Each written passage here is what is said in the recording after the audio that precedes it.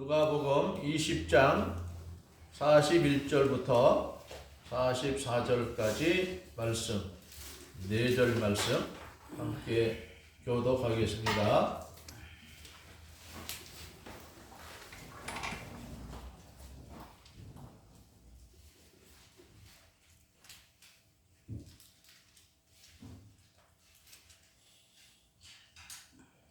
예수께서 그들에게 이르시되 사람들이 어찌하여 그리스도를 다윗의 자손이라 하느냐. 시편의 다윗이 친히 말하였으되 주께서 내 주께 이르시되 내가 내 원수를 내 발등상으로 삼을 때까지 내 우편에 앉았으라 하셨도다 하였느니라. 그런즉 다윗이 그리스도를 주라 칭하였으니 어찌 그의 자손이 되겠느냐 하시니라.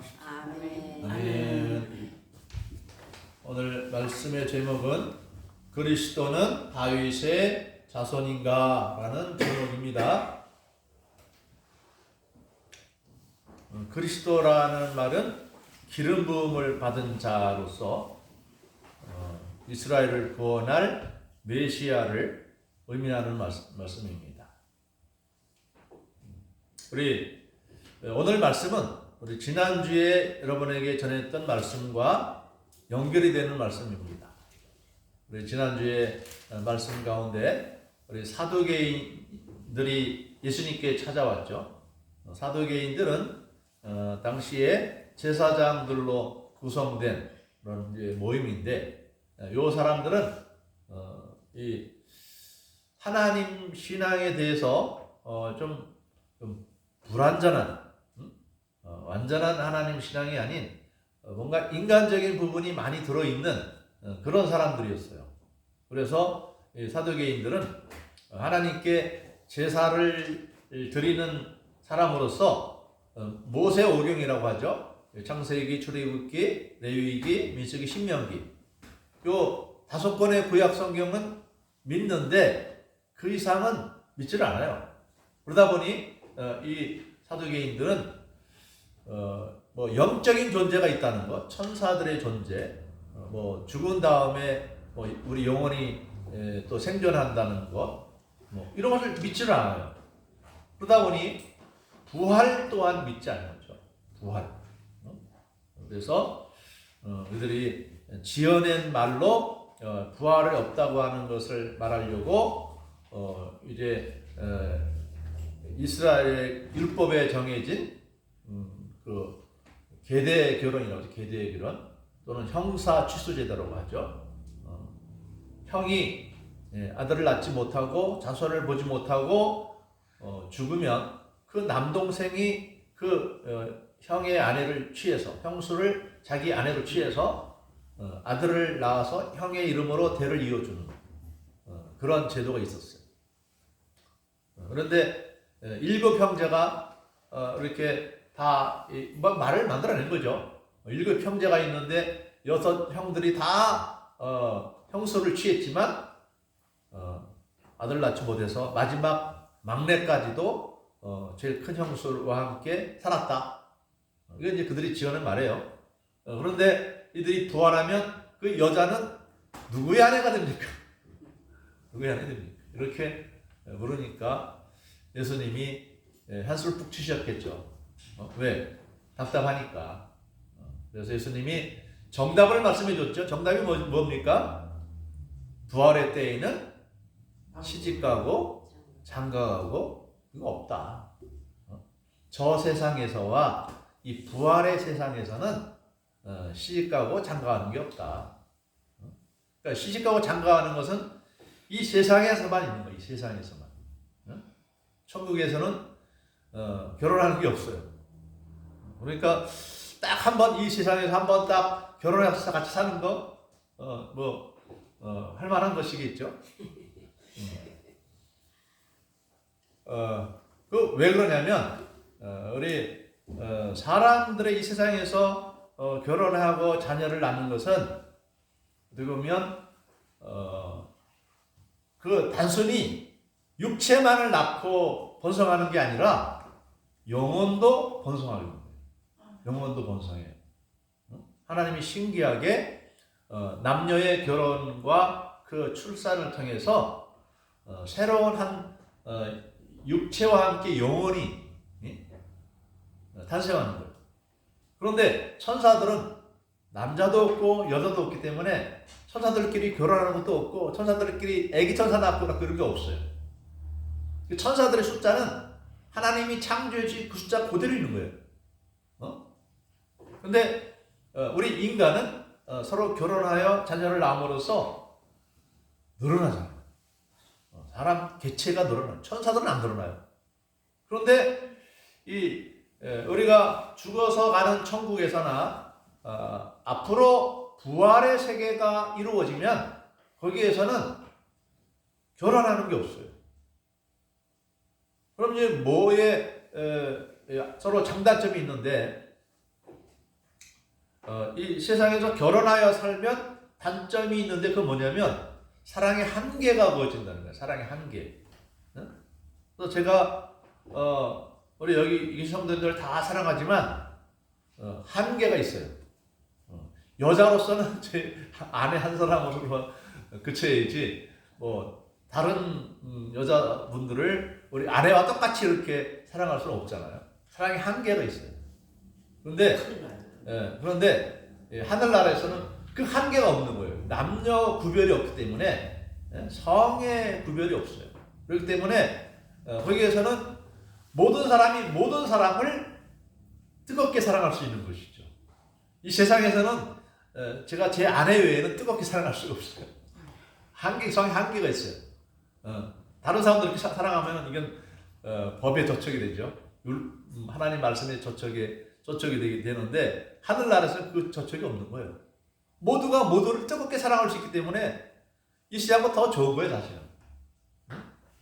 우리 사람은 이 세상에서는 사랑의 한계가 많이 있죠. 사랑하고 싶은데 사랑하지 못하는 그런 한계가 많은데 하나님 나라에서는 무한한 사랑으로 살아가기 때문에 그렇게 결혼하지 않다고 해서 외롭거나 그런 거 없어요.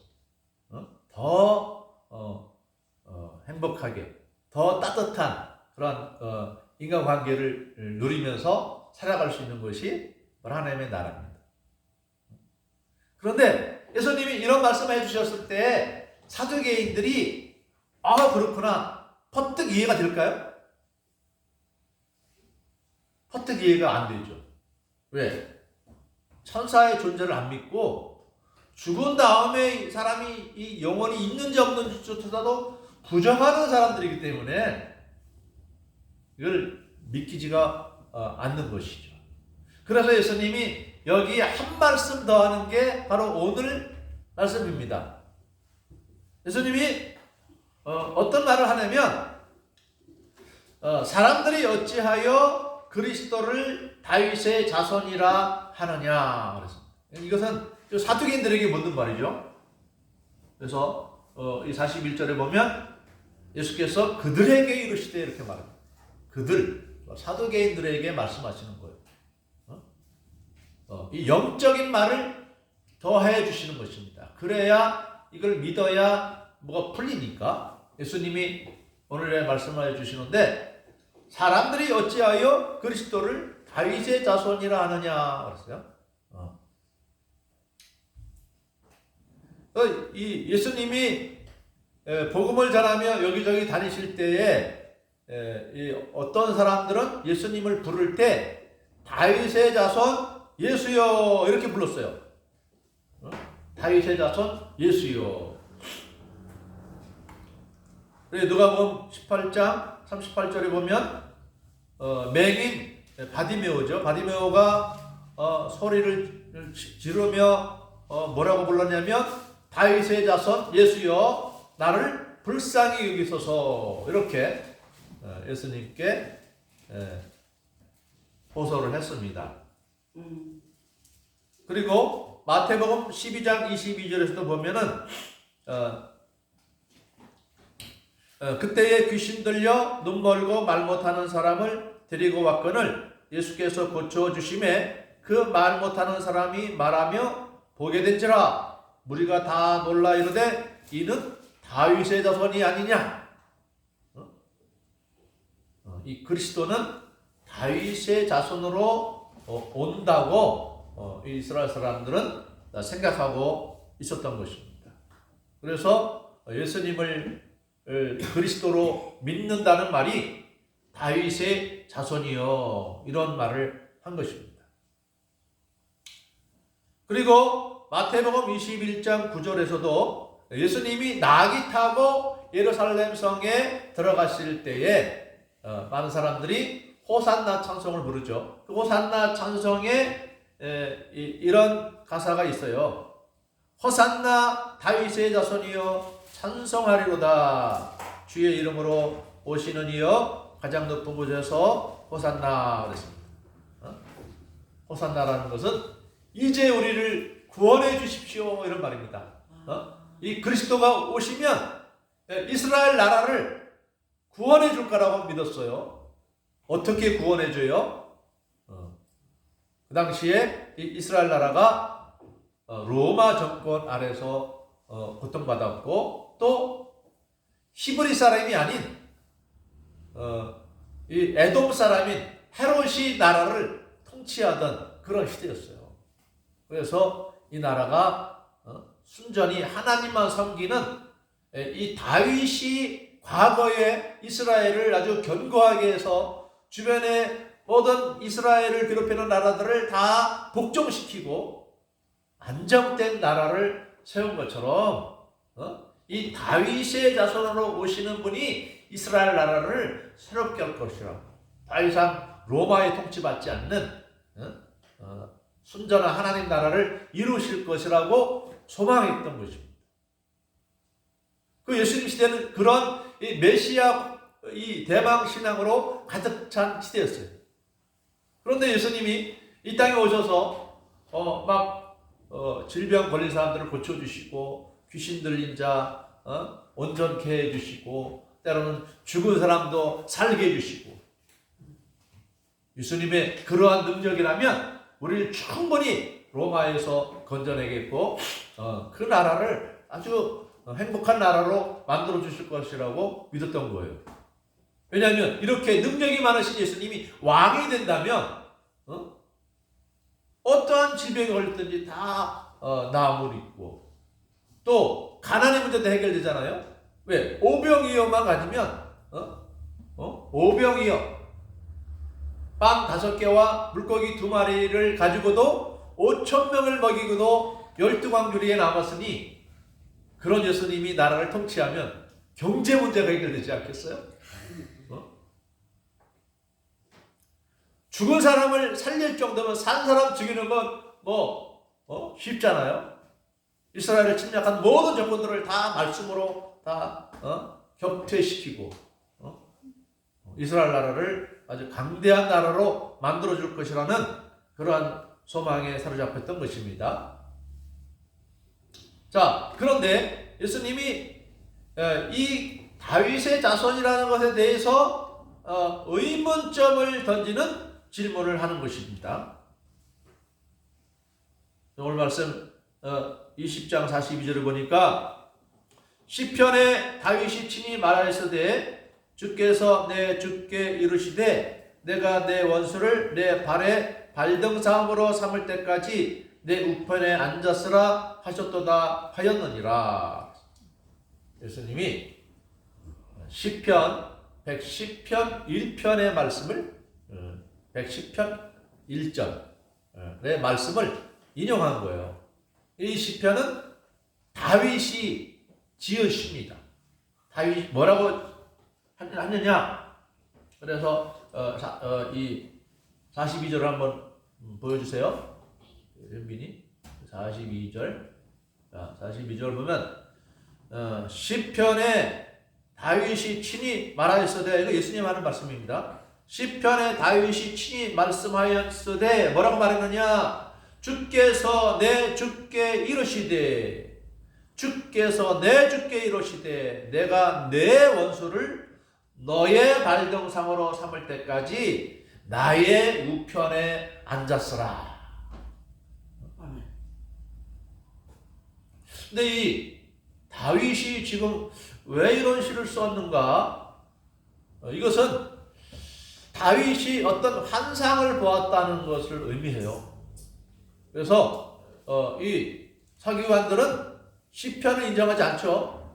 아까 말한 것처럼 5권의 책, 창세기, 출애굽기, 레위기, 민수기, 신명기, 이걸 모세 오경이라는데 이 5권의 책만 인정하고 시편을 인정하지 않죠. 예수님이 시편을 인용하는 것입니다. 근데 시편에 다윗이 주께서 내 주께라는 말은 무슨 말이에요? 첫 번에 앞에서 나오는 주께서라는 말은 여호와 하나님, 아버지 하나님을 말하는 것이고, 내 주께라고 하는 것은 바로 아들 하나님, 예수 그리스도 하나님을 말씀하는 거예요. 그러니까 이 다윗이 환상을 보고 여호와 하나님이 계신데 그 우편에 또 하나님이 계신 거예요. 또 하나님이 계신 거예요. 그래서 다윗이 내 주께서 내 주께 이루시되 이렇게 말하는 것입니다.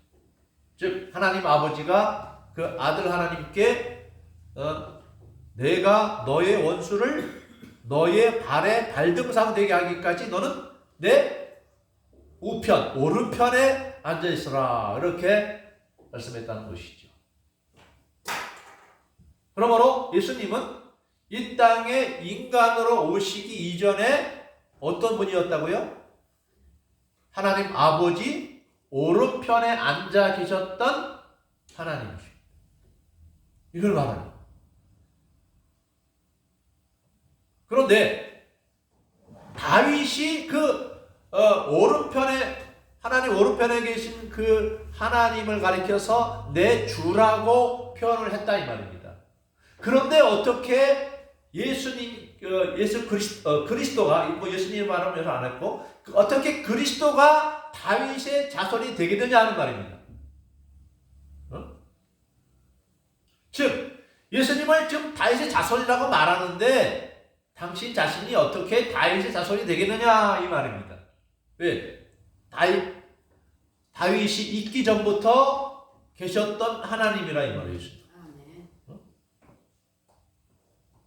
그러면 어떻게 들으면 이 말은 예수님이 나는 다윗의 자손이 아니야 이렇게 들리죠. 그런 말씀을 하려고 하는 것은 아닙니다. 다윗의 자손은 맞습니다. 그래서 마태복음 1장에서 보면은 예수님이 다윗의 혈통으로 오신 분을 나타내는 것이죠.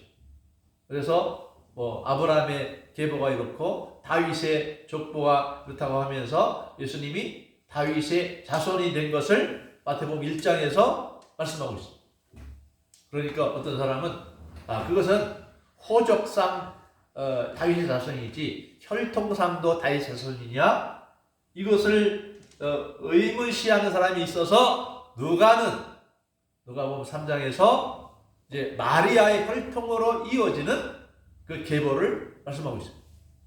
그래서 예수님은 호적상으로도 다윗의 자손이고 혈통적으로도 마리아의 이 장인 계통으로 해서 족보를 적은 것이죠. 그것이 누가복음에 나오는 족보입니다. 그래서 어떤 사람들은 족보 왜 달라요? 마태복음 족보와 누가복음 족보가 왜 달라요? 이것을 증명하는 것입니다. 그러면서도 예수님은 다윗의 자손이면서도 하나님이시다. 그것을 극명하게 나타낸 성경이 있는데 그것이 바로 이사야 9장 6절의 말씀입니다. 예수님이 다윗의 자손인데도 하나님이시다. 그것을 구약 성경 이사야 9장 6절에서 아주 명확하게 찝으셨어요. 이렇게 되어 있습니다. 이사야 9장 6절에 이는 한 아기가 우리에게 낳고 한 아들을 우리에게 주신 바 되었는데 그 어깨에는 정사를 메었고 정사를 메었다는 권력을 가지고 있다는 말이에요. 권력자라는 말입니다. 그의 이름은 기묘자라 모사라 전능하신 하나님이라 영존하시는 아버지라 평강의 왕이라 할 것임이라. 한 아기가 태어났는데 그가 누구냐? 전능하신 하나님이라. 전능하신 하나님.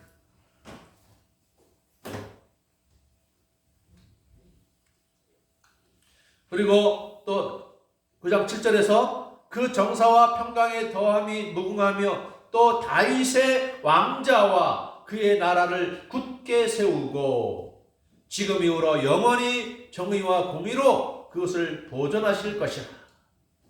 다윗을 잇는 다윗의 왕자에 앉을 것이다. 이렇게 말합니다. 다윗의 자손으로 혈통이 이어져 내려온다 이 말입니다.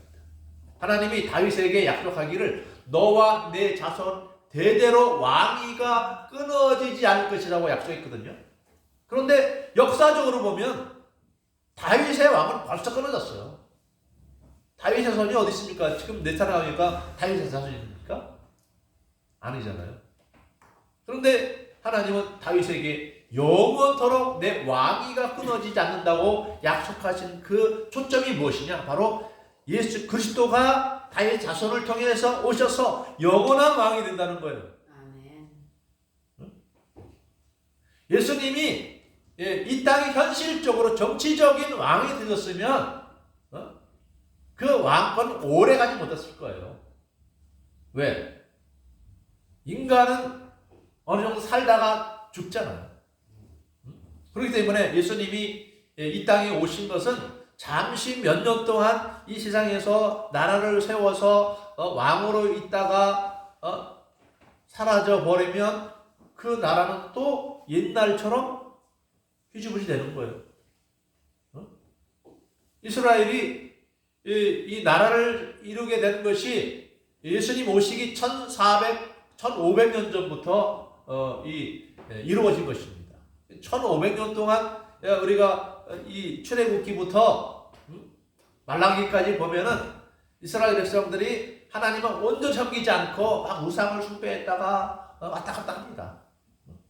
예수님 때도 참 나름대로 각 마을마다 회당을 세워놓고 바리새인들이 율법학자들이 성경을 가르치고 또 예루살렘 성전에서는 절기만 되면 수백만 명이 모여서 하나님께 제사를 드리는 이러한 광경이 이루어졌지만은 실제적으로 예수님이 이 땅에 그 시대에 오셨을 때에 그들은 예수님을 거부했습니다. 그렇게 이 종교적으로 번성한다고 해서 그 시대가 가장 좋은 시대냐? 꼭 그런 것 같지는 않아요. 교인이 많다고 해서 다 그 교인이 정말 하나님 기뻐하는 성도들이냐? 그렇지 않을 수도 있다 이 말입니다. 하나님을 바르게 섬기지 못하면 그 수가 아무리 많아도 의미가 없어요. 이단이 수십만 명이 모이면 무슨 의미가 있어요? 원래 신천지교회가 14만 4천 명을 목표로 하다가 그게 넘은 것 같아요. 그러니까 초반에는 얼마 안 되니까 우리 14만 4천 명만 되면은 끝이야. 이제 예수님 오실 거야. 종말이 와. 이렇게 하지만 또 14만 4천 명이 확 옳딱 넘어버리면 또 말 바꿔버립니다. 그게 여호와 증인이 원래 그랬어요. 신천지도 그 뒤 따라가요. 그 신천지 여호와 증인 사람 엄청나게 많아요. 막 신천지 막 한번 어디서 대구에서 어디서 모이는데 자들이 대학 교수들이 얼마나 많이 몰려오는지 막 경찰들이 나와서 막 호의를 하고 해줄 정도로 이 신천지 규모가 큽니다. 다릴 집단. 물론 우리 합신 교단도 그 정도는 돼요. 신천지 그 정도 되는데 아무튼 그들은 아주 단결력이 엄청 센 거죠.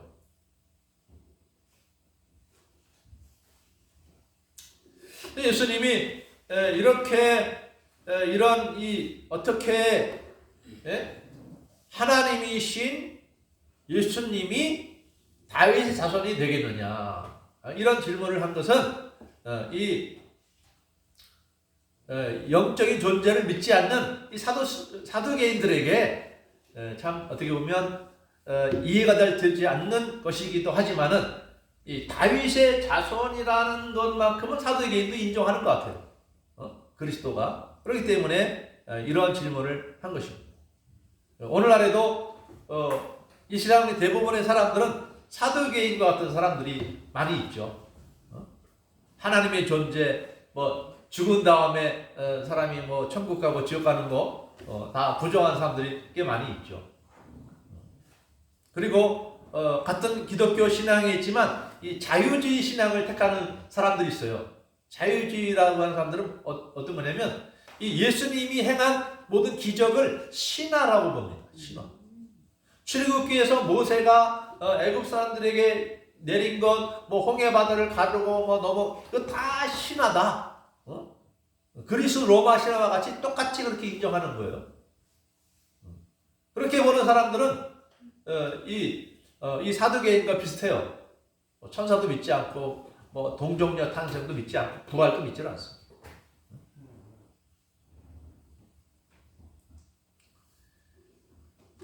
그러나 우리 성경에서는 예수 그리스도가 분명히 하나님의 아들이라는 사실을 역사적으로 증거하는 거예요. 역사적으로. 복음서 이야기는 사람이 꾸며낸 예수님의 행위를 꾸며낸 것이 아니라 예수님이 하나님이었다는 것을 증거하는 것이 예수님의 모든 이적과 또 십자가에서의 죽으심과 부활입니다. 예수님은 역사적으로 이 세상에 오셨던 분명한 존재로서 하나님이라는 사실을 나타내는 거예요.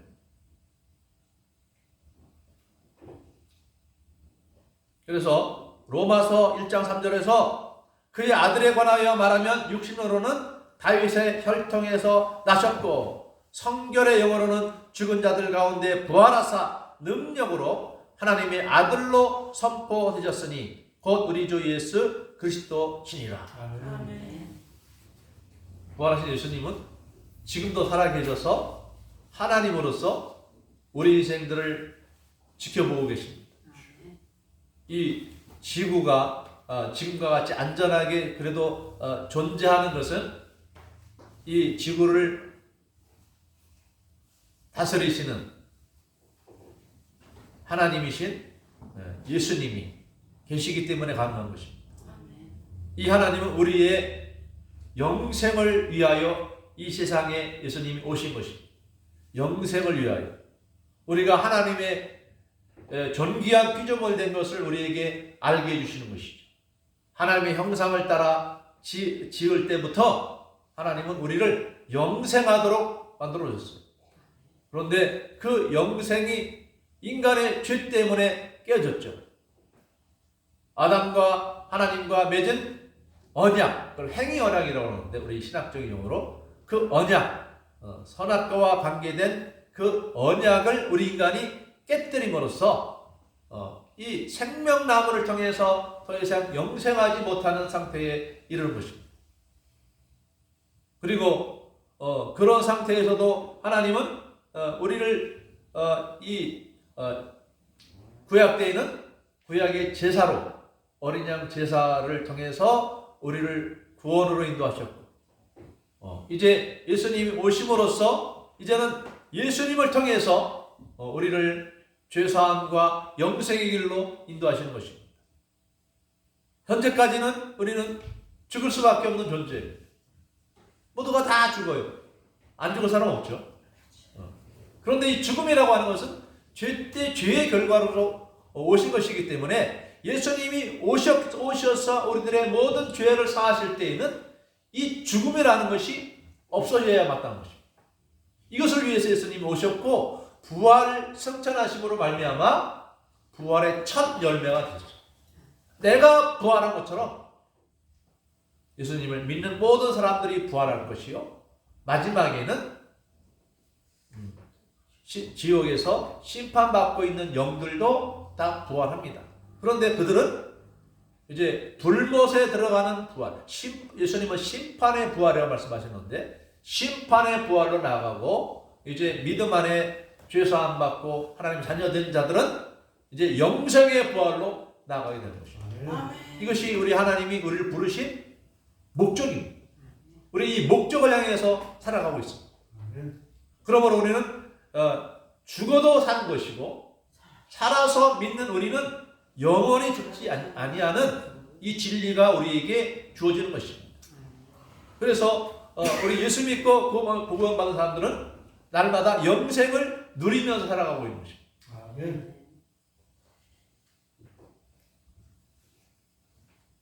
그러므로 우리가 예수님이 하나님의 아들 되셔서 지금도 살아계시고 지금도 우리를 지켜 돌보아 주시는 것을 믿으시길 바랍니다. 아멘. 나를 영생으로 이끄시기 위해서 나를 붙드시고 버리지 아니하시고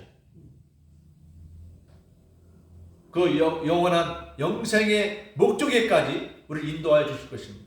아멘. 그때까지 우리는 믿음을 잃지 않고 어떤 시험이 와도 어떤 환난이 와도 그것에 흔들려 넘어가지 마시길 바랍니다. 아멘. 요셉에게 하나님이 정해준 것이 있었죠.